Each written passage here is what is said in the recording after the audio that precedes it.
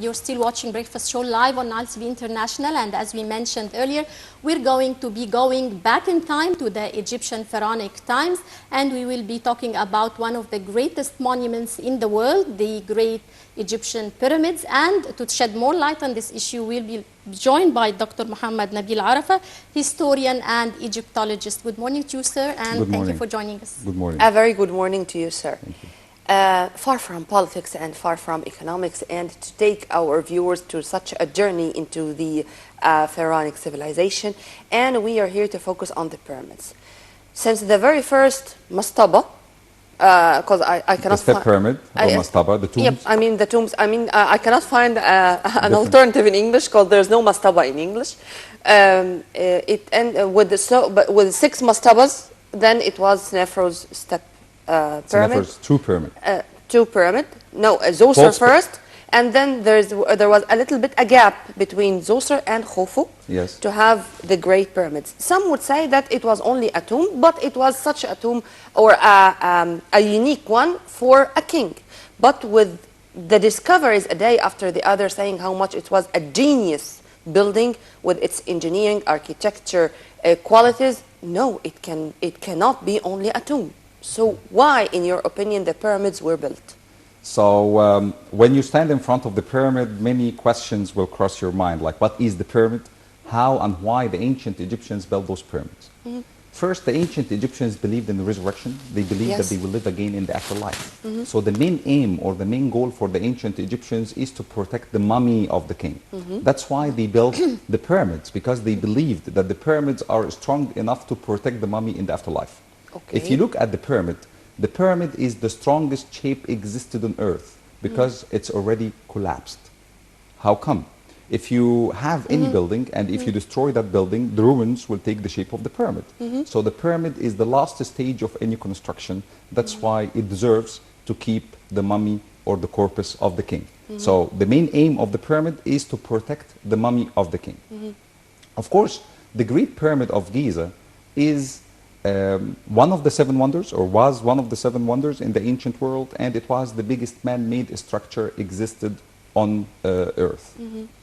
But from my opinion, I do believe that the pyramid and all the pyramids were used as burial chambers for the kings of ancient Egypt. But sir, in relation to this point, if the ancient Egyptians were keen on keeping their resting place away and hiding their treasures in that place, why did they build such huge tombs and very obvious places? Actually, all the pyramids failed to protect the mummies because they were very clear to everyone.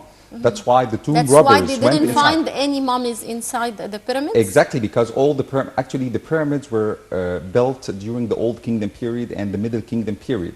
Later on, the ancient Egyptians changed their minds, and instead of building pyramids, they started to hide their tombs in the Valley of the Kings.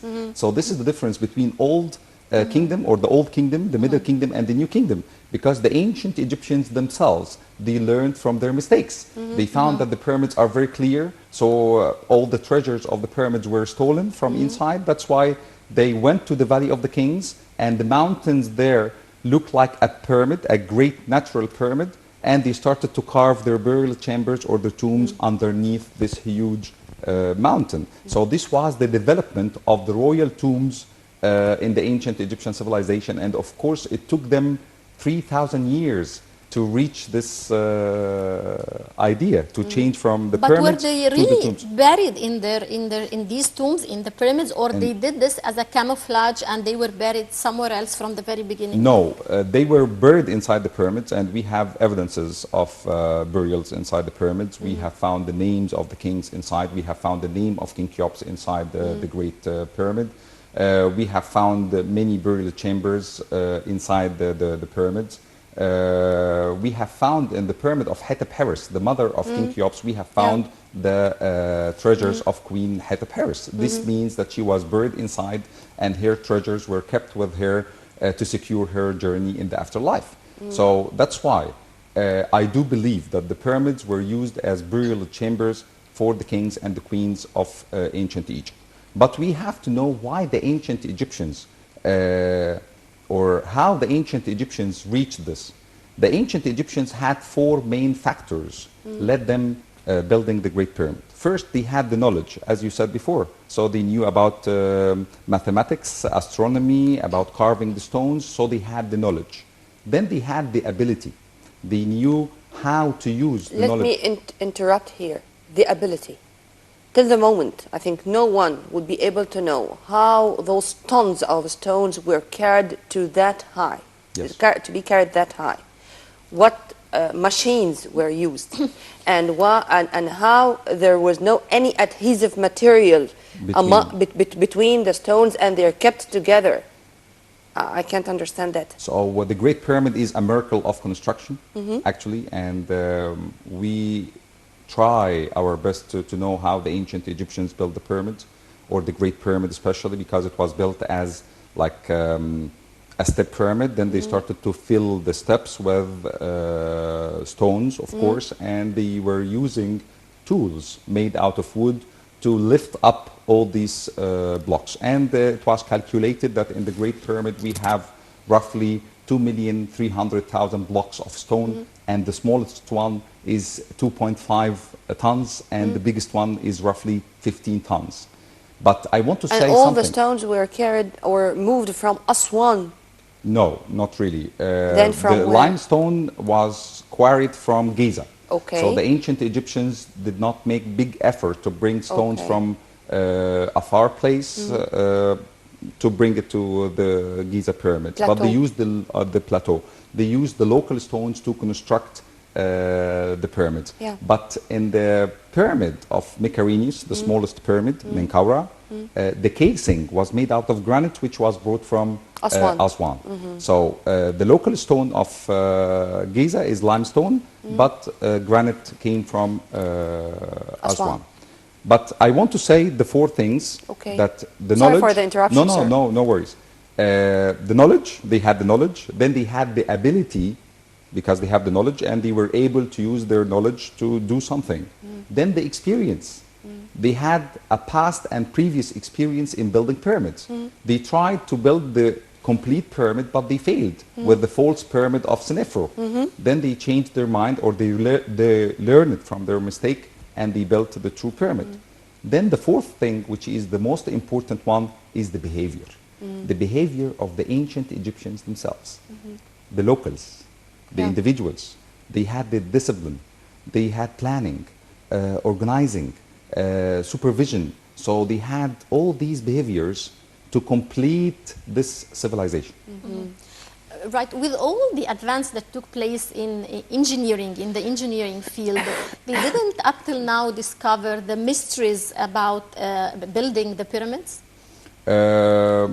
Of course, the pyramid, as I said before, it's a miracle. And I do believe that the ancient Egyptians loved the pharaoh very much, and they were very religious at the time, because the pharaoh for the ancient Egyptians was the son of the god, and he was the god on earth, and he was the link between the people and the god, and he was like a local saint. And since the early beginning, the ancient Egyptians were very religious, but they don't want to be ruled by religion. So that's why they were very religious, worshipping their pharaohs. But so they did their best to please their gods. To please the god. And actually the pyramid itself was the staircase to take the spirit of the king to ascend to the sky. So they were doing something for their god, or they were doing something for their king. But there is no way only one was responsible for this. We should have an architect, we should have an astrologist, we should have, an engineer, there should be workers, to organize. A committee. Actually, according to Herodotus, he said that 100,000 workers built the Great Pyramid of Giza in 30 years. And to have 100,000 workers to construct such a huge building, look at the organization, to feed all these people, to organize all these people. So there was a drama of civilization. This is a story of implementing what was planned, yes. On the ground. But the plan itself. The plan of Himyun. He was the architect of the Great Pyramid, and his tomb is there in Giza, because we have so many tombs there, and he was the architect planning this pyramid. And as far as I remember, Amenhotep. Imhotep. Imhotep was one of the students of Him Uyunu. Yes. Okay. No, Imhotep was the master. Was the master, and Him They Uyunu learned was from one of Him his Uyunu. students. Yes. And he continued what he has started. Yes, because Imhotep was the one who started to use stones in construction in the ancient Egyptian civilization, because before that, the ancient Egyptians used mud bricks. So Imhotep came, the one who comes in peace came, and he said, no for mud bricks, we want something to last forever. So he used Dr. the block. Nabil, I mean the drawings itself. For example, I'm going to give you one example. The base of the Great Pyramid, it's a square shape. It is. Each point is referring to north, the south, 4 points. Yep. Yes. North, south, east, and west. Yes. Why this effort? I mean, would it be that easy? Of course, not to make it haphazardly, but not to be that accurate, or there was some goals behind this accuracy? There was a goal behind this, because the entrance of the pyramid should be located on the northern side of the pyramid, because the spirit of the king is waiting to see the northern star, right? And the northern star, when it comes, this means the flooding season will come to Egypt, and flooding means prosperity for the ancient Egyptians. So to put the entrance on the northern side, so the northern side of the pyramid, or that side of the pyramid, has to face north. So that's why there was a reason behind everything in the ancient Egyptian civilization. Like when you look at the step pyramid, we have 6 steps. Yep. Why 6? Because heaven is 7, right? So, and as we said before, that he used these steps to ascend to heaven, right? So that's why there was a reason behind the numbers, behind the heights, why the Great Pyramid was 147 meters at the very beginning. Of course, there was a reason behind this. Maybe because this was the perfection for them, because when you look at the Great Pyramid, you will see that the ancient Egyptians used the golden angle of the Great Pyramid, because you will never say that it's tall, short, wide, or narrow. It looks perfect, and they use the golden angle, which is 51.3 degrees. So that's why it looks great. And the base of the pyramid is 233 meters. Each side is 233 meters, which is huge, right? A huge base. But there is something is very great and religious behind the pyramids, behind the construction of the pyramids. The pyramid itself looks like a mountain, right? And this takes us to the creation of people of the ancient Egyptians themselves. Because the ancient Egyptians believed that there was a primeval ocean, and from this primeval ocean, a mountain came up, and one of the gods, his name is Atum, the perfect god, sneezed, and he delivered 2 gods, Shu and Tefnut, the god of air and humidity. Then they got married, and they delivered Geb and Nut, sky and earth. They got married, and they delivered 4 gods, Isis, Osiris, Seth, and Nephthys. So the pyramid itself refers to the primeval mountain or the primeval hill where Atum created the universe. So many reasons behind building the pyramids. Atum, referring to the creation of earth. Seth is devilish. It's Yes, it's devilish. but imagine something else. And I think also that humidity, it was not something good at all when it comes to the pharaonic era. You mean at the time, yeah, because yes, of at the time. the heat and the humidity, yes, Yep. the weather, yes. Yep. But there is something actually I want to talk about the unemployment. The pyramids were built during the flooding season. So instead of doing nothing, so King Cheops took the 100,000 workers or farmers of Egypt on a plateau to construct the Great Pyramid. So this means that King Cheops was the first one to secure his people from unemployment back to 2500 BC. This was such a national project at the time, exactly like the So High then Dam. how can we learn from our ancient Egyptians? We need to during learn our from current- them. We need to learn from them. A lot. They had the 4 things, as I told you, the knowledge. So we built the pyramids because we had knowledge about the pyramids. We built the High Dam back to the 60s because we needed that. What do we need now? We need education. So we have to build the biggest university on earth. now in Egypt, and we get all the technology and education inside this. This should be our national project. Not only universities, I think we should start from believe the it or school no, age. the one in Menf was the biggest university. Yes, we imagine that to build this pyramid, the knowledge behind it, math, geography, geology, to know the nature of the blocks. And now they were talking about the 4 hot spots at the pyramid, where the pyramid scan and the infrared.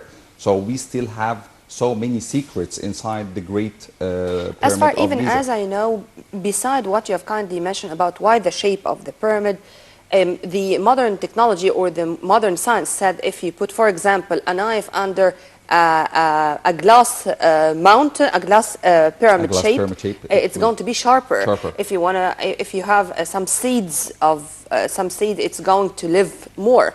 An apple. An apple. It will stay fresh. Yeah. And as far also as I know, I don't know if this is a myth or no. When they took some seeds from inside the pyramid, or they found it, and when they tried to cultivate it, it grew. Yes. Is it true? The pyramid, yes. The pyramid shape itself has a power. Even we are, as humans, everyone has power inside, energy, right? So there is an energy for the pyramid shape, especially at the 1/3 point of the pyramid. That's why this is the place of the burial chamber of King Cheops. And inside the Great Pyramid, we have 3 burial chambers. One is under the ground, then a higher one, then the highest one on the 1/3 of the Great Pyramid. We learned something before when we were students, that the architect, Himoun, changed his mind a lot while constructing the Great Pyramid, because he wanted the king to be closer to God. So that's why he lifted up the burial chamber. But Dr. Tawfiq said that what if the king dies suddenly? So they had to make sure that if he dies now, there is a burial chamber for him. Right, Dr. Mohamed Nabil Arafa, historian and Egyptologist. Many thanks for joining us, and have a good day, sir. Thank you very much. Thank you. We are going to leave you the promise to see you again in another episode of the Breakfast Show, sir. Inshallah. Thank you very much. Inshallah. Well, by this we come to the end of this very special episode of our Breakfast Show. Till we meet again same time on Nile TV International with another crew. My name is Nermeen Abdurrahman, and I had all the pleasure to have with me my dear colleague Naveen Ramzi. Naveen, I enjoyed my time as usual. The pleasure is all mine, Nermeen. Tomorrow is another day, but it's goodbye for now.